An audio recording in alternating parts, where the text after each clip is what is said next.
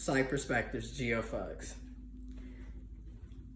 In this day and age, because of social media, you really don't know people. You don't. You don't. And even before social media, you really don't know people. So, because everybody has because a person really can get, like I said, with mental health, people get into these patterns. This is how they've always acted. This is how they always function. You don't know what type of childhood people have. You don't know what type of experiences they've had, what type of trauma. You don't know. And like, people get into these patterns of behaviors because this is how we've always, acted. This is how we always thought. This is how we always moved, because this is how we survived. You know what I mean? This is how we kept getting from A to B. It really is survival of the fittest out here, unfortunately, because we don't look out for each other. We don't look out for each other. We don't do right by each other. It don't have to be that way, but you have to be willing to make those changes. But that means individuals have to be willing to make those changes. So anyways, man, because of social media, you don't really know people. And even before, you don't really know people. And this is why, for me, I personally don't think monogamy is, I'm not going to say that it's not doable, because people can do it and people have done it.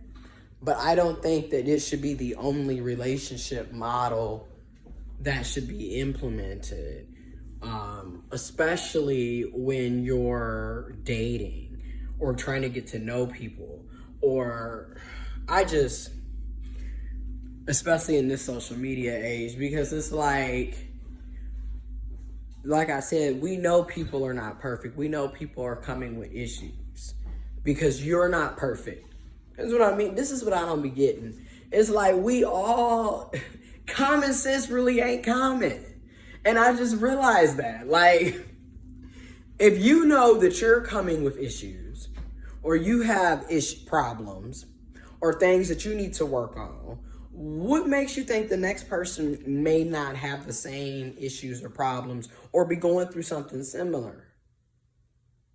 Now, are there people out here that really are like solid, for the most part? Yes. Are there people out here who really will give you, if it's 100% is total, complete happiness, and 0 is absolutely no happiness, is pain and suffering? There are people out here that I truly believe will give you that 80-20. Might even give you that 90-10, that lean meat. Okay, that was wild. That lean meat. maybe even that 9. But see, think about it. Even if it was at that 95.5, this is about to sound crazy. Even if it was at that 95.5, don't nobody want no super lean meat. That shit is nasty. At that point, you got to super duper season that shit. Hell, it's not good.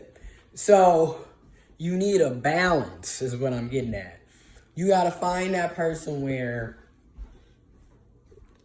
it's a healthy balance. That's why you can get that 80-20. You damn sure can get that 30 or that 70-30. And it's a lot of y'all already in the 60-40s. And it's a lot of y'all that's in the 50-50s.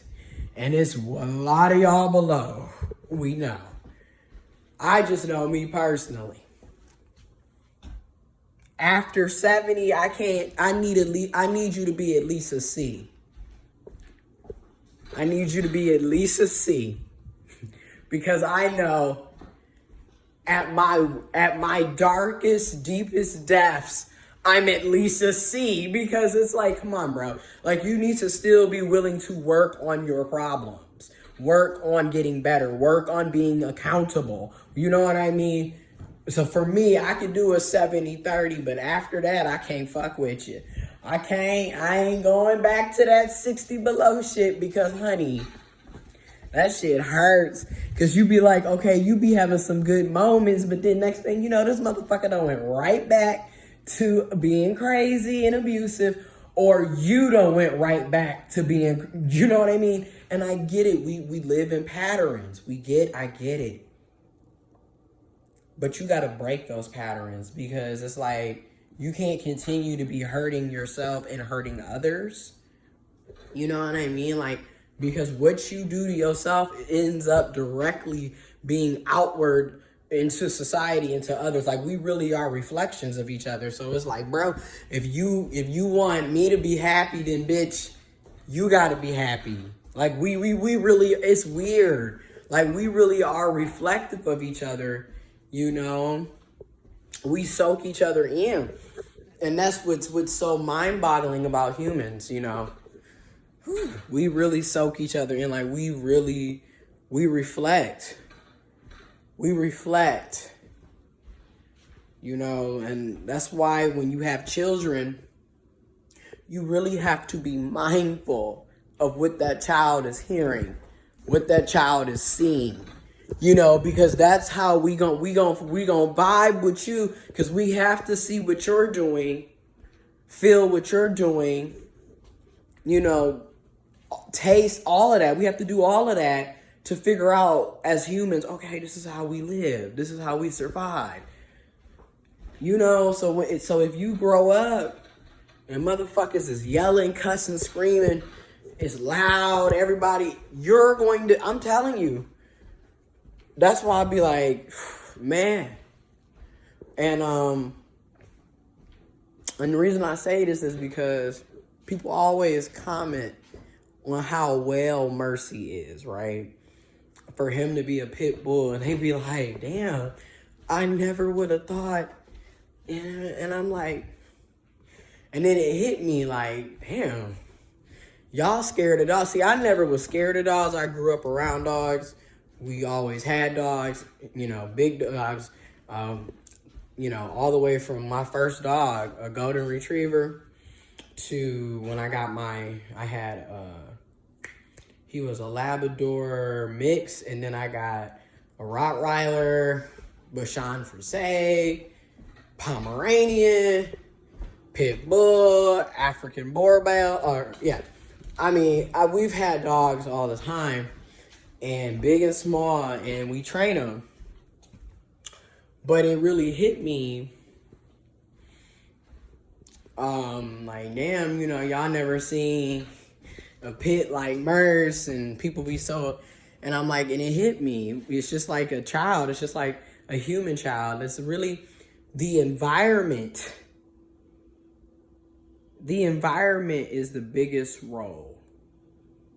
It's one of the biggest roles. You know, and then the environment, and then two, that nature versus nurture. You need both. You need both. It isn't a versus. It needs to be an equal balance. You know, you need the environment, which is your nature, to help shape you. And then you need nurturing. You need that love, that support, that compassion, that guidance, you know, that structure. So like with Merce, I mean, I treat him well, you know. People like, he doesn't really bark like that. I mean, he does bark when he needs to, for what we need him to bark for. You know what I mean? But other than that, he's not. He's aggressive when we need him to be aggressive. You know, again, it's just like, and then my thing is, you talk about but we don't train kids. No, you do train children. Just like you train a dog. And you don't have to use the word train. I would rather say you treat children, or you treat the dog in a manner that you would want them to treat you back, right? And to reflect back. Okay, that's what I mean by we soak each other up, you know? So it's like with Merce, he's just like, I take him out all the time because I'm like, I love nature anyways. But okay, if you have a child, you do activities with them. You know, you spend time with them. So I take him out, we go walking, we play, fetch, sit, all these little kind of different obstacles to basically, like, he's having fun, but then, like, and then he has free play, but then he's also learning at the same time. That's how I train. And, like, he's like, everyone's like, he's so calm. And I'm like, yeah. Because I trained him to be that way. I treated him that way. I reflected that. Like, we don't do all that yelling, and so there's no need for you to be barking and frigidity all over the place. You know what I mean? And we don't do all that. Very mellow, basically. And he's just very calm.